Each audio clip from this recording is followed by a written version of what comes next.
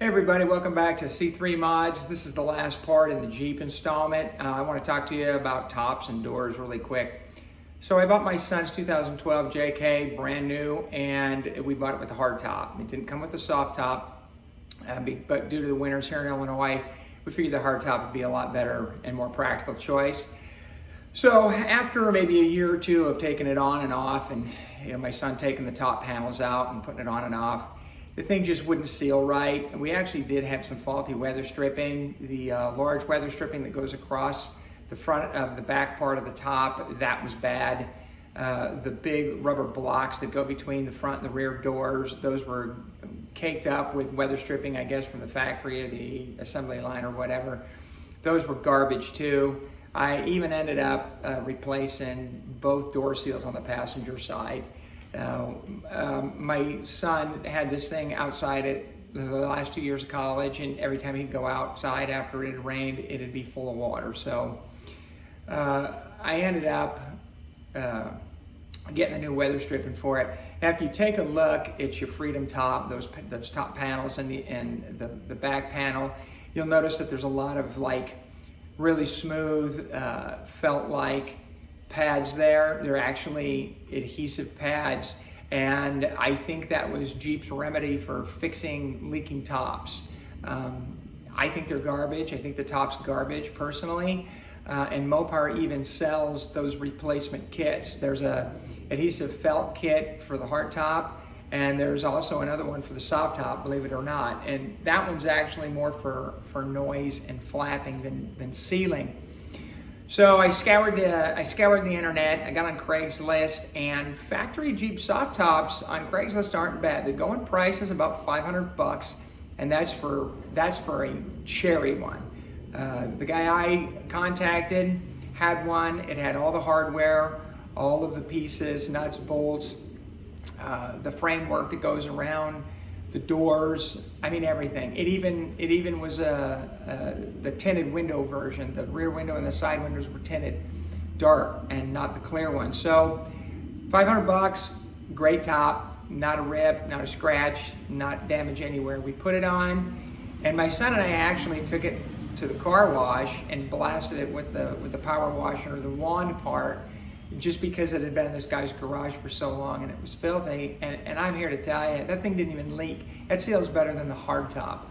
So fast forward a couple years, after we got the seal kits, let me back up. After we got the seal kits and got them installed on that hard top, my son and I took that top on and off once a year. We took it off in the spring to put the soft top on, and we put it back on in the fall to put the hard, we put it back on in the fall for winter. So, for 2 or 3 years or 4 years while he was here, that hard top only went on and off once. So he ended up moving to LA, and the hard top's in storage. He keeps a soft top on it year round now. And I got online on Amazon. I was gonna make a carrier for the hard top, but honestly, I found one online on Amazon. It was like, I don't know, $80, $100. I was gonna make one myself, and I was looking at casters. Casters were $20 a piece that I wanted to use. There's $80 right there. So I bought him the holder for the hard top, and I made a holder for the T-tops on my Corvette a long time ago. When I drove it around, I just took them off and left them at the house. And now that it has air conditioning and I have glass tops, I leave them on. I don't take them off the car anymore. So we ended up putting the forward portion of that hard top on my Corvette top carrier. So that worked out really well for him. And when he got to California and he wanted to take the doors off and leave the doors off, he went down to Lowe's, Home Depot. He bought a bunch of PVC pipe, some 90-degree angles, some glue, and some foam, and he made a rack to hold his doors. And that works out really well so that they're not on the floor. A lot of guys leaning against the wall, and that's great, but you have a tendency to start scraping the paint off the bottom edge of the door. That leads to rust, that leads to more problems.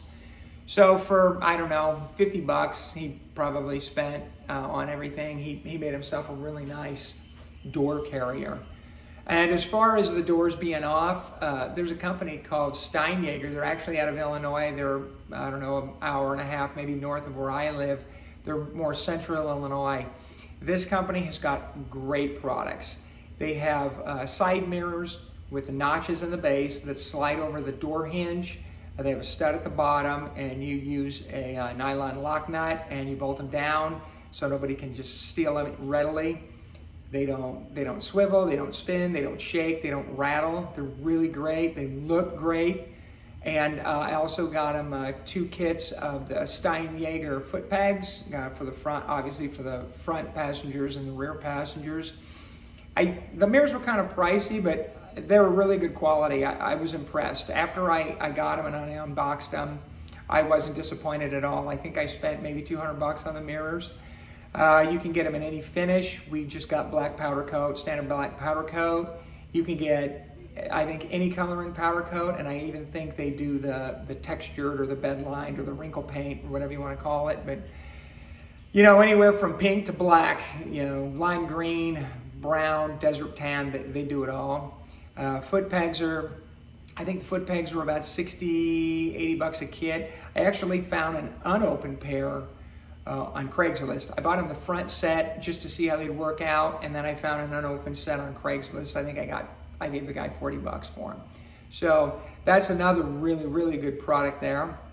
And he was actually talking about ditching that Jeep top. We could probably Craigslist it and get a couple bucks for it. And Smittybilt has what they call the Safari top. It's designed, if you know what a Land Rover Discovery roof looks like, it's got the radius roof, and then it's got the 2 radius glass windows on each side.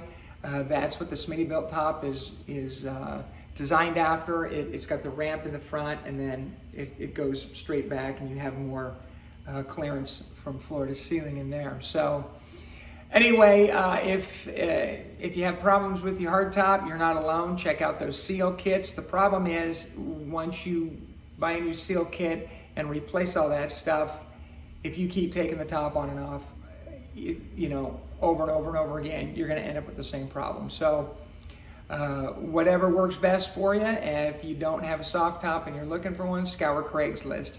$500 is about the going rate. Anything less than that is probably garbage. Anything more than that, you might be able to get them down some. That seems to be the norm for the price on the soft tops. So that's going to be it. I know it wasn't long. I hope that helps you guys out. If you have any questions on your Jeeps, don't hesitate to ask. I'll answer them right away. And that's going to wrap it up for this series, unless maybe there's a Hemi swap in the future. I don't know. We'll see what my son wants to do. Anyway, thanks for joining. Don't forget to subscribe. We're going to get back to some Corvette videos shortly. And behind me, the Honda Element. I got the coil-over suspension for it. I just ordered 2 brand new front and rear axles. I figure I might as well replace those if I'm going to take the suspension off. We'll be getting into videos on that and a couple modifications I've done to the inside and the outside as well. I also found out that there are many, many supercharger kits for K24A Honda motors, so stay tuned. That's going to be happening. That's going to be happening as well. I don't know when, but I'm going for it. So thanks for watching. Appreciate it.